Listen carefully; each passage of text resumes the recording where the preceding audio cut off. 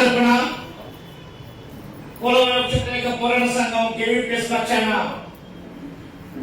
సామాజిక ఉద్యమ అభివృద్ధి తెలియజేస్తా ఉన్నాను. ఇప్పుడు మాట్లాడడానికి పెద్దలు చాలా మంది నాకు చాలా బరువు తగ్గించారు. అందరూ కూడా నన్ను ఏదో పదాలు వస్తున్నారు, కానీ మాట్లాడే వాళ్ళందరూ కూడా చాలా అమూల్యమైన విషయాలు చెప్పారు. ఈరోజు కుల వ్యతిరేక పోరాట సంఘంగా ఏదైతే సుప్రీంకోర్టు చెందో సిద్ధాల ఆనంద్ విషయం వచ్చినటువంటి ఈ తీర్పుని పునఃపరిశీలన చేయమని చెప్పి నేను డిమాండ్ చేస్తా ఉన్నాం. ఈ యొక్క తీర్పు అత్యంత బాధాకరం. ఈ యొక్క తీర్పు రాజ్యాంగానికి ఉల్లంఘన. రాజ్యాంగాన్ని నడపవలసినటువంటి సంస్థగా ఉన్నటువంటి సుప్రీంకోర్టు ఇలాంటి తీర్పు ఇవ్వడం అనేది అత్యంతమైన బాధాకరం. కాబట్టి తీర్పుని పునఃపరిశీలన చేయమని చెప్పి కుల వ్యతిరేక పోరాట సంఘం డిమాండ్ చేస్తా ఉంది. ఇది ఇప్పుడే కాదు, ఎప్పుడైతే తీర్పు వచ్చిందో ఆ తీర్పు వచ్చినటువంటి మొదటి గంటలోనే ఈ యొక్క డిమాండ్ని కేవీపీఎస్ చేసింది. ఏంటి తీర్పు యొక్క ఉద్దేశం? ఒక పక్క భారత రాజ్యాంగం ఏం అవుతా ఉంది, ఈ భారతదేశంలో ఈ సమాజంలో మనుషులు ఎవరు ఏ మతంలో ఎలక్షన్ చెప్తా ఉంది. మరి అలానే వెళ్ళినటువంటి మతంలోకి వెళ్ళినటువంటి వాళ్ళకి నువ్వు ఎస్సీలు కాదు అని చెప్పి చెప్పేటువంటి ఈ యొక్క మాట, ఈ యొక్క తీర్పు ఏంటి? ఈరోజు కేంద్రంలో బీజేపీ అధికారంలో పెట్టిన కాడి నుంచి నేటి వరకు టార్గెట్ గా పెట్టి వేస్తున్నటువంటి జాతీయులు ఉంటే అది మన జాతి. ఆ వివరాల తర్వాత పోతా. రాజ్యాంగంలోని ఆర్టికల్లు 14 కానీ 15 కానీ 16 కానీ 18 కానీ ఇంకా ఉంది. ఈ సమాజంలో అందరూ కూడా సమానమైన వాళ్ళే, అందరూ సమానం చెప్పింది. మరి సమానం చెప్పిన క్రమంగా పరిశీలిస్తే అందరూ సమానమా? ఈ దేశంలో ఈ యొక్క మానవ సమాజాన్ని మనం పరిశీలిస్తే అది పరిశీలన కాదు, మనుమనితో అయినా చెప్పిన మాట ఏం చెప్పాడు? బ్రహ్మ నుంచి, దేవుడి నుంచి, అంటే బ్రహ్మ అనే దేవుడి నుంచి తల నుంచి బ్రాహ్మణులు పుడితే, భుజాల నుంచి క్షత్రియులు పుడితే, కడుపు నుండి వయస్సులు పుడితే, పాదాల నుంచి సూత్రులు పుడితే చెప్పినటువంటి పరిస్థితి. మరి ఈరోజు ఈ 4 వర్ణాలను మనం చూస్తే మరి 5వ వర్ణం ఉంటుంది, అదే 5వ పంచవర్ణం. ఆ పంచవర్ణం ఎవరని చెప్పి ప్రశ్నించినటువంటి గుర్రం జాషువా ప్రశ్నించారు. కాబట్టి ఈరోజు బ్రాహ్మణులు, క్షత్రియులు, వైశ్యులు ఈ రకమైన దుర్మార్గంగా దళితుల్ని అణగేసినటువంటి పరిస్థితి వస్తూ ఉంది. కాబట్టి ఈరోజు దళితులుగా ఉన్నాయంటే మన మీద అనేక రకాలైన వివక్ష కొనసాగుతున్న పరిస్థితి మనం చూస్తా ఉన్నాం. కేంద్రంలో బీజేపీ అధికారం వచ్చిన తర్వాత నేటి వరకు మనం పరిశీలిస్తే అనేక రకాలైన ఆంక్షలు పెడతా ఉంది.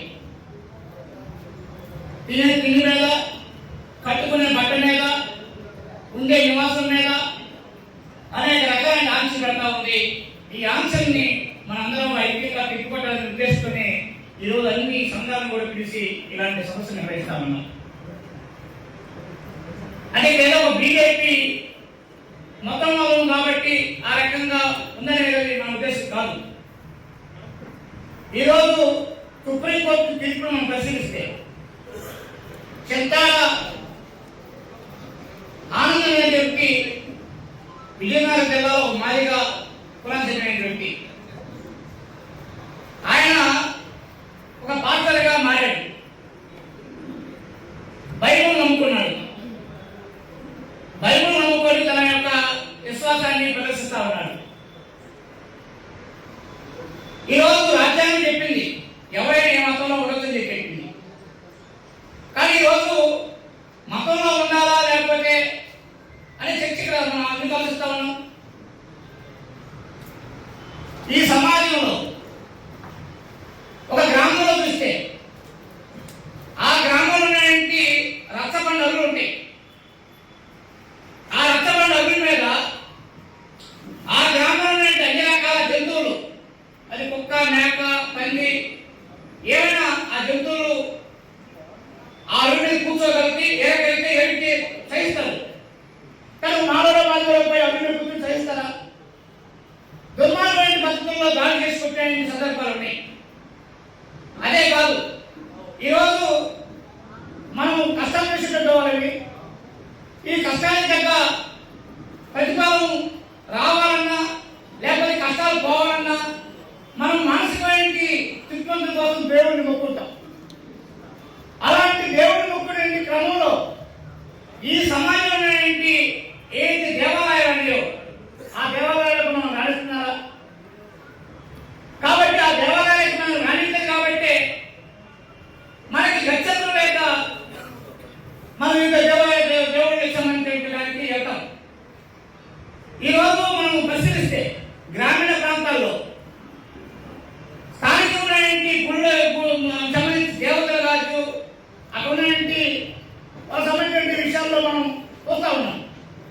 అదే ఈరోజు పశ్చిమ గోదావరి జిల్లా ఆకివీడులో సత్రం ఉండి ఆ సత్రంలో బొజ్జనమ్మ గుడి చెప్పి నంది అంటే బొజ్జనమ్మకి రూపం లేదు. ఇప్పుడు యేసు ప్రభుకి రూపం ఉన్నట్టు, లేకపోతే రాముడికి రూపం ఉన్నట్టు, కృష్ణుడికి రూపం ఉన్నట్టు రూపాలు లేవు.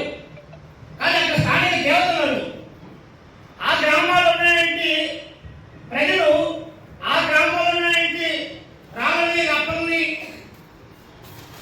పూజించుకునే అవకాశం ఉన్నటువంటి సందర్భం. అలాంటి రూపంలోని బొజ్జనమ్మ గుడి ఆ రకంగా వేల సంవత్సరాలుగా ఆ ఊర్లో ఉంటే ఈ రోజు ఆ యొక్క గుడికి సంబంధించిన విషయంలో ఒక రామాలయం ఉందని చెప్పి ఆ యొక్క బొజ్జనమ్మ గుడిని పూర్తి చేశారు. ఏ రకంగా రామాలయం అని చెప్పి మనం ప్రశ్నిస్తూ చూస్తే ఆ ఊర్లో ఉన్నటువంటి వైశ్యాసు వాళ్ళ నివాసం కాబట్టి ఈ యొక్క మానవ యొక్క అనుమతితోనే ఆ గుడిలో పెట్టారు. ఆ గుడిలో పెట్టిన తర్వాత ఆ ఊళ్ళో ఉన్నటువంటి మానవులు బుద్ధులకు పూజ చేస్తా ఉన్నారు, రాముడికి పూజ చేస్తా ఉన్నారు. ఇది జగన్మోహన్ సచివది. అలాంటి రామాలయంలో విగ్రహాలు వాళ్ళే పెట్టి అక్కడ రామాలయం అని చెప్పి బుద్ధులను పూజి ఆ రకంగా రామాలయం పేరుతో ఈరోజు ప్రభుత్వం దుర్మార్గమైన పద్ధతి చేస్తా ఉంది. ఇది ప్రభుత్వం కాదు. ఈరోజు ఎవరైతే ఈ యొక్క దేశం నుండి పాలకులు ఉన్నారో, మన రాష్ట్రం నుండి పాలకులు అయితే ఉన్నారో, ఆర్ఎస్ఎస్, విఎస్పీ, బజరంగ దళాలు ఈ ముగ్గురు కూడా పాలకుల్ని ప్రభావితం చేసే రకంగా దళితుల మధ్య దుర్మార్గమైన గౌరవ చేస్తున్నారు. దాని పరాకాష్టే బొజ్జనమ్మ గుడి కోల్చడం.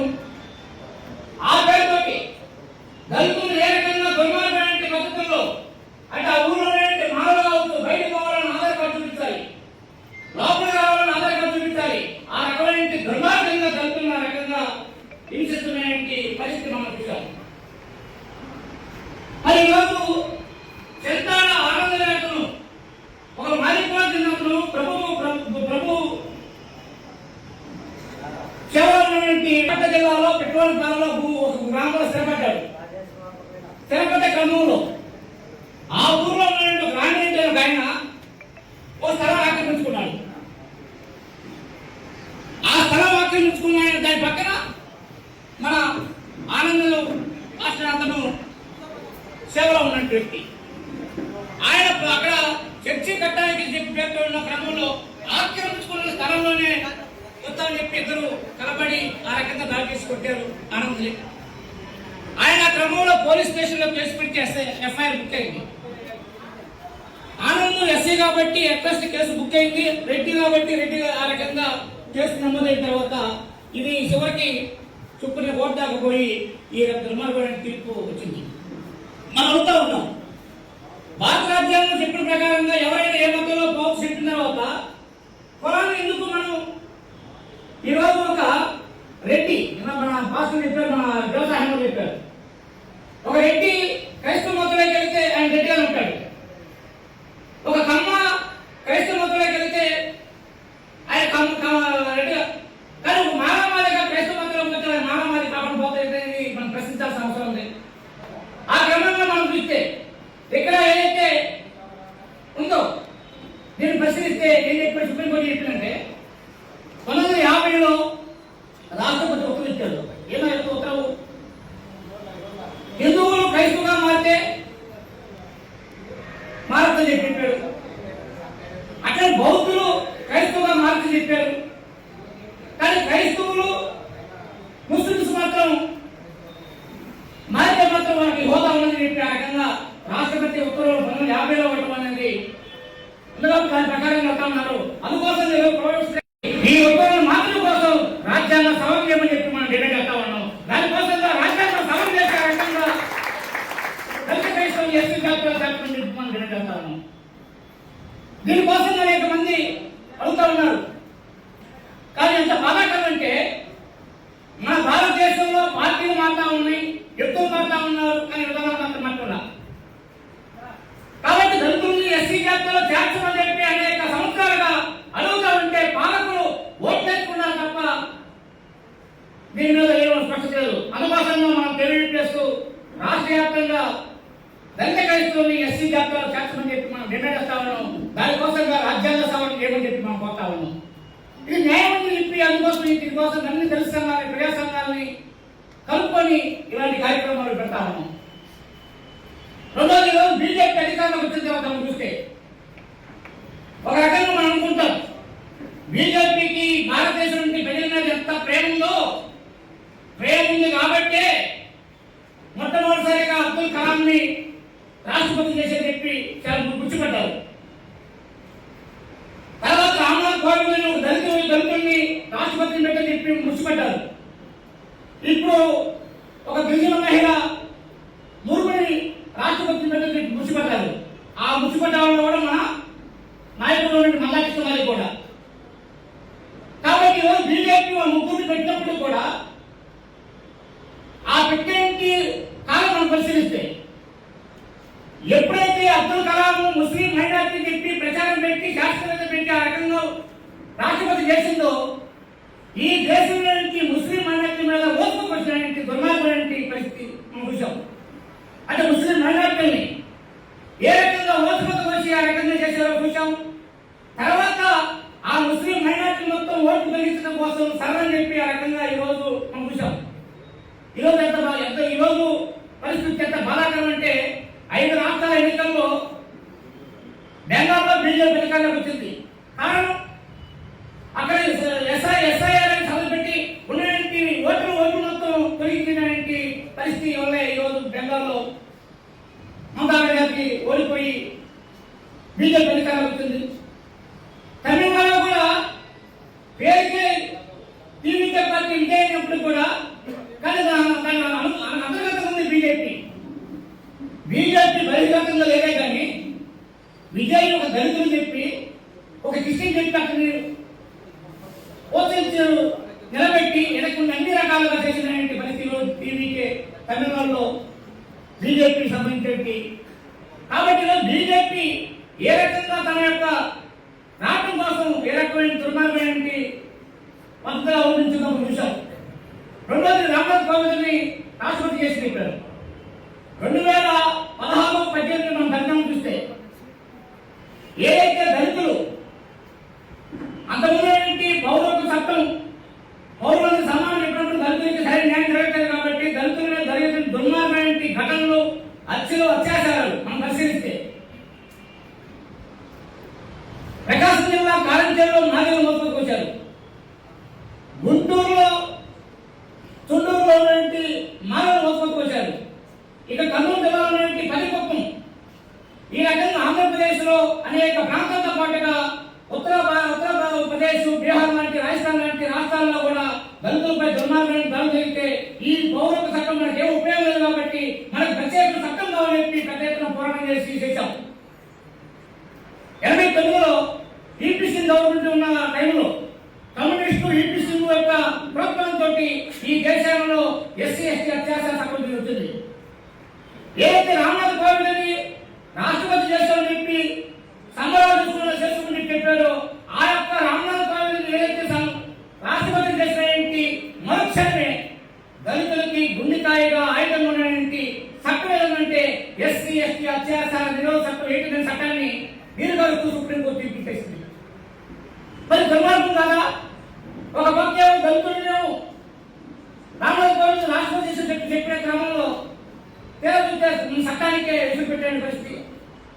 చట్టానికి విసుగు పెట్టే కాదు, రామ్నాథ్ కోవింద్ బీహార్లో గుళ్ళే కట్టాడు. నువ్వు దళితులు కాబట్టి గుడి అప్పటికని చెప్పి ఆయన్ని గుళ్ళోకి గర్భగుడే పనియకుండా మెట్ల కింద పూజ చేయించి ఆయన వెనక్కి పంపించి ఆ మెట్టును కూడా పశువులతో అదే పక్క దళితులకు ఎక్కడ న్యాయం జరిగింది? అంటే రాష్ట్రపతి పదవి ఇచ్చారని చెప్పి చెప్పినప్పుడు కూడా దళితుల్ని గుళ్ళోకి వెళ్ళి పూజ చేసుకునే పరిస్థితి కూడా ఏర్పాటు చేసింది. మూడోది రోజు రామ్నాథ్ మన కుర్ము ఒక గిరిజన మహిళ సంతోషపడ్డాం. కానీ భారతదేశంలో ఎక్కడైతే అటవీ సంపద ఉందో, ఎక్కడైతే అడవులు ఉన్నాయో వీటన్నింటినీ కూడా కార్పొరేట్ శక్తులకి అడ్డంగా రాసేసేసిన పరిస్థితి దీని కేంద్రంలో బీజేపీ. నేనేదో బీజేపీ మాట్లాడుతూ మీరు అనుకోవచ్చు, కానీ మన యొక్క దళితులు, క్రైస్తవులు, ముస్లిం మైనారిటీల పట్ల దుర్మార్గంటి పద్ధతుల్లో ఈరోజు బీజేపీ ఉందని చెప్పడం కోసం నేను మాట్లాడుతున్నాను. కాబట్టి ఈరోజు ముర్ము రాష్ట్రపతి పేరుతోటి అటవీ సంస్థల మొత్తాన్ని కూడా ఇవ్వటం కాకుండా ఎంత బాధాకరం అంటే ఒక రాష్ట్రం ఇది మణిపూర్లో అక్కడ అటవీ ప్రాంతంలో కమ్మని సుగంధ ప్రయాణాల గురించి అక్కడ రంగురంగు వస్తాయి. ఈరోజు కార్పొరేట్లకి ఏదైతే అవకాశం కల్పించడం కోసం మణిపూర్లో దళిత క్రైస్తవులు ఆడవాళ్ళ మీద దుర్మార్గమైన అత్యాచారం చేయడం కాకుండా వాళ్ళ బట్టలు వేసి ఊరేగించే ఆ రకంగా శక్తి పెట్టి అంతర్గతంగా మణిపూర్లో కమ్మని సుగంధాలు పండేటి పంట మొత్తం భూమి మొత్తం కూడా కార్పొరేట్ పరిస్థితి వస్తా ఉన్నాం. కాబట్టి రోజు ఒక ముస్లింలో, క్రైస్తవులో, దళితుల్లో పైకి ఎక్కించి ఆ రకంగా పదులుచినంత మాత్రాన మనకి ఏమొచ్చింది కాదు. ఆ పేరుతోటి మనల్ని ఏ రకంగా దుర్మార్గంగా దోసుకుంటున్నారో, దుర్మార్గంగా మన మీద దాచేస్తున్నారో మనకు వస్తున్న పరిస్థితి. కాబట్టి ఈరోజు బీజేపీ టార్గెట్ దళితులు, క్రైస్తవులు, అలాంటి దళిత క్రైస్తవులు టార్గెట్ పెట్టి ఈరోజు దుర్మార్గాన్ని చేసే క్రమంలో మనం మాట్లాడాల. నేను చూస్తా ఉన్నా ఒక పక్క అమరప్రసాద్ చెప్పి తెలంగాణలో బీజేపీ సంబంధించిన దళితులకు సంబంధించిన సామాజిక వ్యక్తి అంబేద్కర్ని అవమానిస్తాడు. అంబేద్కర్ని అవమానించడానికి ఏమైనా అర్థం ఉందా? ఈరోజు అంబేద్కర్ గారు చెప్పిన మనం పరిశీలిస్తే ప్రపంచ దేశాలు మొత్తం చదివాడు ఆయన. ప్రపంచ దేశాల సమర్పణ ప్రపంచ దేశాలనే పరిస్థితులు మొత్తం చదివి మన దేశంలో కుల వ్యవస్థని అనుభవించి ఆయన చెప్పిన చివరిలో మనం చెప్పిన అంటే ఏంటి? ప్రపంచ దేశాల్లో ఏ దేశంలో సమస్య భారతదేశం కుల సమస్య, ఈ కుల సమస్య ఈ భారతదేశంలో దళితుల్ని అణిచినట్టు కాకుండా వాళ్ళని చంపేస్తా ఉంది, వాళ్ళని దూరంగా వస్తా ఉంది, వాళ్ళని ప్రవేశించబడింది. కాబట్టి భారతదేశంలో జరగాల్సింది కుల నిర్మూలన అని చెప్పి అన్నాడు. అలాంటి కుల నిర్మూలన జరగాలంటే అంబేద్కర్ని ఈరోజు బీజేపీ ముసుగులో, ఆర్ఎస్ఎస్ ముసుగులో, బీఎస్పీ వాళ్ళ ముసుగులో సంఘ విద్రోషకులుగా మారి అంబేద్కర్ గారిని అవమానించడానికి దుర్మార్గమైన పరిస్థితి ఈరోజు అమర ప్రసాద్ లాంటి చేస్తే ఎవరేమని మాట్లాడలేదు. కాబట్టి మిత్రులారా, ఈరోజు మనం కుల వ్యతిరేక పోరాట సంఘం ఆత్మగౌరవం, సమానత్వం, కుల నిర్మూలన పోరాట లక్ష్యాలతో వచ్చిందంటే ఈ దేశంలో, ఈ రాష్ట్రంలో దళితులు జరుపుకునే వివక్ష వ్యతిరేకంగా పోరాటం చేయడంతో కాకుండా ఆ దళితులకు సంబంధించిన సమాన అవకాశాలు